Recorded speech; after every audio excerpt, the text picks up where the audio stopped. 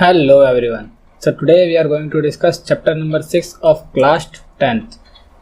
ये part 5 video है, तो अगर आपने इससे पहले के वीडियोस को नहीं देखा है 1 to 4 तक, तो आप पहले उन वीडियोस को एक बार देख सकते हैं, देन उसके बाद में इस लेक्चर को कंटिन्यू कर सकते हैं।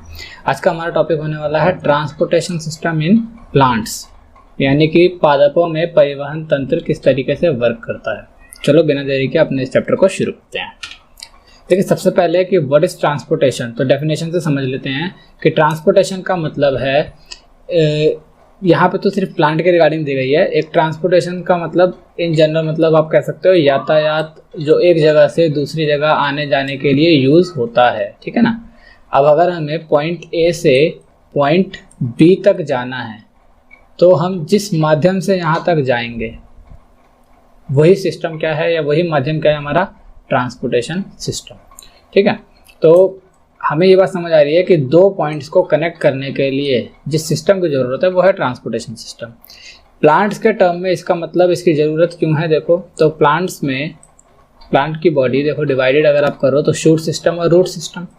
तो यहाँ पे क्या बच्चों, रूट सिस्टम जो सॉइल के नीचे है और दूसरा है जो सॉइल के ऊपर है शूट सिस्टम, ठीक है ना।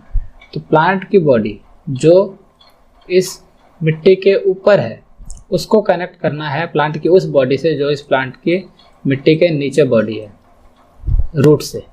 तो रूट्स और प्लांट की अदर बॉडी को, स्टेम को, लीफ को आपस में कनेक्ट करने के लिए जो सिस्टम होगा यूज, उसका नाम है ट्रांसपोर्टेशन सिस्टम। ज़रूरत क्यों है कनेक्ट करने की, तो देखो रूट्स के पास बच्चों है यहाँ पर बहुत सारे मिनरल्स, न्यूट्रिएंट्स, वाटर, है ना।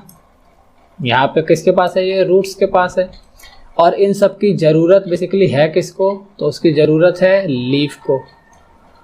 लीफ कहाँ पर है, तो लीफ ऊपर है।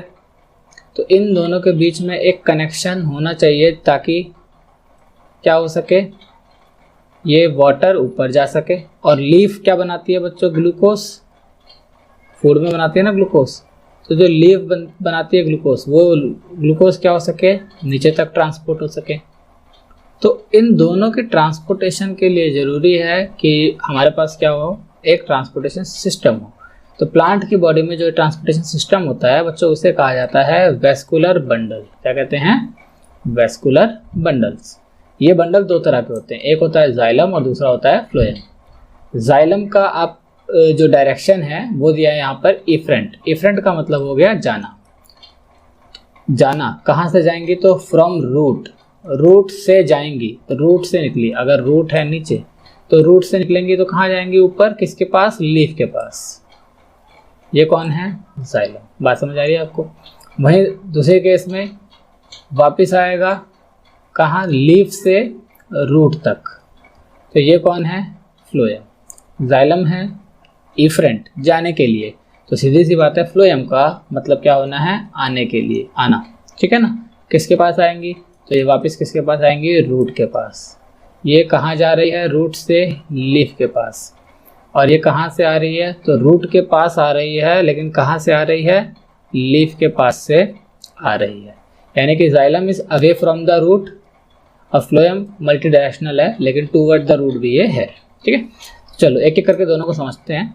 देखो जाइलम की अगर हम बात करते हैं तो जाइलम क्या है, एक वेस्कुलर बंडल जो कि प्लांट के कॉम्प्लेक्स परमानेंट टिश्यू से मिलकर के बना है। क्लास 9th में हमने टिश्यू वाला चैप्टर पढ़ रखा है, उसके अंदर आपको बताया गया था कि permanent tissue, complex permanent tissue कैसे होते हैं। तो कॉम्प्लेक्स परमानेंट टिश्यू जो प्लांट का होता है, उस टिश्यू से, उस टिश्यू के मॉडिफिकेशन से क्या बनता है बच्चों, जाइलम बन के तैयार होता है। ये सिर्फ जाइलम ही नहीं बनाता, और भी कई सारी चीज़ें होता है, जैसे ट्रैकियार्ड्स हो गया, फाइबर्स हो गए, पैरेन्काइमा सेल्स हो गए, एंड जाइलम तो ऑब्वियसली है ही। तो ये सारी चीज़ें किसके द्वारा बन के तैयार हुई हैं, कॉम्प्लेक्स परमानेंट टिश्यू से, ठीक है। इसके बाद में जो जाइलम है, इसकी कुछ कैरेक्टर्स हम याद कर सकते हैं कि जाइलम यूनिडायरेक्शनल होता है, ठीक है। ये सिर्फ एक दिशा में आगे बढ़ता है। तो यूनिडायरेक्शनल कौन सी होती है, अपवर्ड। ये सिर्फ ऊपर की तरफ जाता है, रूट से लीफ की तरफ, ठीक है। इसके अंदर ट्रांसपोर्ट क्या होता है, तो बेसिकली वाटर। अच्छा, तो वाटर होता है तो बाकी चीज़ें, मिनरल्स एंड न्यूट्रिएंट्स, ये भी ट्रांसपोर्ट होती हैं। लेकिन कैसे, तो ये डिजॉल्व रूप में होती हैं ट्रांसपोर्ट। किसके अंदर डिजॉल्व हो जाएंगी ये? तो ये डिजॉल्व हो जाएगा वाटर के अंदर, क्योंकि प्लांट्स की जो रूट्स हैं वो डायरेक्टली यहाँ से एल्यूमिनियम, कॉपर या नाइट्रोजन इन सबको एब्जॉर्ब करने में कैपेबल नहीं है। तो ये उनको चाहिए, लेकिन ये सारी चीज़ें उनको लेने के लिए या सारी चीज़ें उन तक पहुँचे कैसे? तो क्या करेंगे, इसको वाटर के अंदर H2O में यानी डिजॉल्व कर देंगे और फिर रूट्स इसको अपटेक करेंगी। और रूट्स किसको देंगी? रूट्स देंगी जाइलम को। फोटोसिंथेसिस के लिए प्लांट को यही सारी चीज़ें तो चाहिए थी, और आपको याद है प्लांट को वाटर भी चाहिए था। तो ये वाटर जाइलम के पास आ गया, और जाइलम अब इस वाटर को बच्चों कहाँ ले जाएगा? साइट ऑफ फोटोसिंथेसिस, जो कि क्या होती है? लीफ। तो ये हो गया जाइलम का सिंपल सा का। ठीक है, ये आपको एक स्ट्रक्चर दिखा रखा है जाइलम का, आप इसको देख सकते हो। Next, what is phloem? तो देखो फ्लोएम का जो स्ट्रक्चर है वो ये आपके सामने दिखा रखा है, ये वाला स्ट्रक्चर है बच्चों फ्लोएम का। ठीक है, जाइलम हम ऑलरेडी पढ़ चुके हैं कंपैरेटिवली कैसा है, और यहाँ पे फ्लोएम को पढ़ लेते हैं। अब अगर आप फ्लोएम को देखो तो फ्लोएम की डायरेक्शनल होती है मल्टी डायरेक्शनल, यानी फ्लोएम लीफ से जब निकलेगा तो वो रूट के पास भी आएगा, अदर ब्रांच में भी जाएगा, दूसरी टहनियों में भी जाएगा, स्टेम तक भी आएगा। हर एक के पास जाके वो क्या देगा? जो ग्लूकोज है वो जाके बांटेगा। ठीक है ना, ग्लूकोज में बच्चों कार्बन मौजूद है ना, कार्बन मौजूद है। तो कार्बन जिसके अंदर होता है वो चीज़ होती है ऑर्गेनिक। वो चीज़ कैसी होती है? ऑर्गेनिक। तो आप कह सकते हो जो भी कंपाउंड कार्बन से बना है वो कैसा कंपाउंड है? ऑर्गेनिक कंपाउंड है ना। तो यहाँ पे देखो लिखा है कि फ्लोएम किन चीज़ों को लेके जाता है? ऑर्गेनिक मॉलिक्यूल्स को। लीफ ने जो फूड बनाया बेसिकली उसको लेकर के आने जाने का काम किसका है? फ्लोएम का। ठीक है, ठीक। नेक्स्ट है फ्लोएम के अंदर और जाइलम के अंदर मल्टी डायरेक्शनल, ये हम ऑलरेडी देख चुके हैं। अब जो एक बहुत ही बेसिक डिफरेंस है इन दोनों में वो देखो।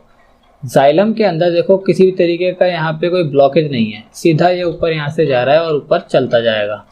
लेकिन फ्लोएम में आप देखोगे तो ये देखो इसके अंदर स्लीव प्लेट्स, ये दिख रही है आपको? Sleeve plates. ये स्लीव प्लेट्स जो हैं ये एक तरीके से बैम्बू के अंदर आपने अगर स्ट्रक्चर देखा हो तो इसी तरीके का होता है, इस तरीके से होता है बच्चों। तो फ्लोएम इस तरीके से बटा होता है कई सारे ब्लॉक्स में, block number 1, block number 2, block number 3। होता क्या है, जो स्लीव प्लेट्स हैं ये प्लेट्स सेमी परमिएबल होती हैं। कैसी होती हैं बच्चों? Semi permeable. तो सेमी परमिएबल होने का मतलब है कि जब यहाँ से ये फूड लेकर के आएगा या किसी और मिनरल्स को या किसी न्यूट्रिएंट को जो लीफ ने दिया है पूरी बॉडी में बांटने के लिए उसको ले करके आएगा, तो ये जो मेम्ब्रेन है उनमें से जो इम्पॉर्टेंट चीज़ होगी जिसका जाना अलाउ करने की ज़रूरत है केवल उसी को जाने देगा, और जो मान लेते हैं उसके साथ में कुछ एक्स्ट्रा चीज़ है जिसको वहाँ नहीं जाना चाहिए, ये एक्स्ट्रा मटेरियल है, तो एक्स्ट्रा मटेरियल यहीं रुक जाएगा और बाकी मिनरल्स, न्यूट्रिएंट और जो भी ग्लूकोज है वो क्या हो जाएगा? पास यहाँ से कर जाएगा। ठीक है ना। लेकिन जाइलम में ऐसा नहीं होता, जाइलम सिर्फ यूनिडायरेक्शनल ऊपर की तरफ जाता है और उसमें किसी भी तरीके की कोई भी प्लेटेज नहीं होती। कोई दिक्कत? ठीक है। नेक्स्ट अब हम देखते हैं कि प्लांट जो हैं वो अपने नाइट्रोजन की नीड कैसे पूरी करते हैं। तो देखो प्लांट के लिए अगर नाइट्रोजन हमें उनको लेना है तो एटमॉस्फेयर में नाइट्रोजन तो बहुत सारा है, उनके लेने लायक तो काफ़ी है, लेकिन एटमॉस्फेयर के नाइट्रोजन को प्लांट एब्जॉर्ब करने में असक्षम है। वो इस नाइट्रोजन को एब्जॉर्ब नहीं कर सकते, उनके पास ऐसा स्ट्रक्चर नहीं है, क्योंकि जो लीफ है, लीफ का जो स्टोमेटा है, लीफ के पास है स्टोमेटा, ये गैसेस एक्सचेंज कर रहा है। दिन के समय में क्या कर रहा है? O2। रात के समय में क्या एक्सचेंज कर रहा है? CO2। वही अगर आप इसको देखोगे तो दिन के समय में कौन सी गैस ले रहा है? CO2, और रात के समय में कौन सी गैस ले रहा है? O2। बट नाइट्रोजन इस तरीके से स्टोमेटा के थ्रू नहीं लिया जा सकता। तो अब प्लांट यहाँ पर एक बहुत ही खूबसूरत सी रिलेशन को डेवलप करता है, वो देखते हैं। प्लांट क्या करेगा? देखो प्लांट्स अपने रूट्स में कुछ बैक्टीरिया को पनपने देगा। ये जो यहाँ पे रूट्स हैं इसकी, इन रूट्स के अंदर वो अलाउ करेगा बैक्टीरिया को। कौन से bacteria? Symbiotic bacterias. Symbiotic bacteria को इसके अंदर रहने देगा। उनके ऊपर एक एहसान किया, क्या दिया उनको? Shelter, SHALTER, shelter. देन अब ये बैक्टीरिया के पास कैपेबिलिटी होती है कि ये जो बैक्टीरिया हैं, मान लेते हैं अब इन बैक्टीरिया को रहने के लिए घर दे दिया है, रूट्स में रह रहे हैं, तो ये जो बैक्टीरिया है इनके पास कैपेबिलिटी है कि ये एटमॉस्फेयर के अंदर जो अमोनिया है, जो नाइट्रोजन है, उसको किसके अंदर मिक्स कर सकते हैं, लाके सॉइल के अंदर। तो ये क्या कर देंगे, उस अमोनिया को नाइट्रोजन के रूप में किस में मिक्स करेंगे, सॉइल में। और ये फिर उसके अंदर ये फिर जो नाइट्रोजन है फिर मिक्स किस में होगा, वाटर में। और वाटर में मिक्स होने के बाद में इसको अपटेक कर लिया जाएगा रूट के द्वारा, फिर जाइलम, और फिर जाइलम के द्वारा लीफ तक, लीफ बनाएंगी ग्लूकोज, ग्लूकोज से फिर फ्लोएम, फ्लोएम से फिर वापस रूट तक और अदर भी बॉडी तक जाएगा। तो प्लांट ने देखो यहाँ पे बहुत ही खूबसूरती से नाइट्रोजन लेने की उसके पास क्षमता नहीं थी, लेकिन फिर भी उसने क्या किया, एक रिलेशन बनाया, किसके साथ, एक बैक्टीरिया के साथ। उस बैक्टीरिया का नाम क्या है, तो सिम्बायोटिक बैक्टीरिया। साइनोबैक्टीरिया भी करते हैं, बहुत ही रेयर कंडीशन में करते हैं, ठीक है ना। तो सिम्बायोटिक बैक्टीरिया हम पूरे ग्रुप को बोल दे रहे हैं, वो बैक्टीरिया जो ऐसा रिलेशन बनाते हैं जो एक दूसरे के लिए हेल्पफुल हो, तो वो बैक्टीरिया कौन से हैं, सिम्बायोटिक बैक्टीरिया। सिम्बायोसिस, जो रिलेशन इन दोनों के बीच में बना उसे क्या बोलेंगे, सिम्बायोसिस। सिम्बायोसिस का मतलब जो दोनों में एक दूसरे के लिए क्या है, हेल्पफुल है, ठीक है ना। यहीं पे आपको नाइट्रोजन का एक साइकिल दिखा रखी है कि प्लांट्स को नाइट्रोजन किस तरीके से मिल रहा है। तो नाइट्रेट के रूप में है, रूट इसको वो करती हैं, अपटेक करती हैं। सॉइल ऑर्गेनिक नाइट्रोजन मिट्टी में मिलाई जाती है। बायोलॉजिकल फिक्सेशन जो यहाँ पे हमने भी देखा था, क्या कहते हैं, साइनोबैक्टीरिया या फिर अदर सिम्बायोटिक बैक्टीरिया के द्वारा, ये सब कहाँ आता है, सॉइल में। और फिर इसको कौन अपटेक करता है, रूट्स, ठीक है। तो ये सिंपल सा सिस्टम है किसका, प्लांट्स का ट्रांसपोर्टेशन सिस्टम। आई होप ये आपको लेक्चर समझ आया होगा, बहुत ही आसान और छोटा सा टॉपिक है। अगर आप इस लेक्चर की PDF नोट्स चाहते हैं तो आप हमारे को टेलीग्राम चैनल पर ज्वाइन कर सकते हैं, जिसकी ID है @IOCS इंस्टीट्यूट। IOCS नोट्स या IOCS इंस्टीट्यूट, आप दोनों में से कुछ भी यूज़ कर सकते हैं। PDF नोट्स आपको वहाँ मिलेंगे।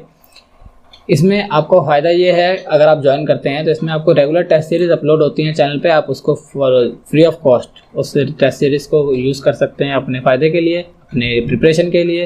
दैन साथ ही साथ में जो भी न्यू वीडियोज़ होंगी इस चैनल पर हमारे किसी भी टॉपिक से रिलेटेड, उसकी काफ़ी लेटेस्ट अपडेट इस पर मिलेगी आपको। तो आप इन सब चीज़ों के लिए टेलीग्राम पर हमारे को फॉलो कर सकते हैं, ठीक है। तो मिलते हैं नेक्स्ट वीडियो में, अंटिल स्टे ट्यून्ड।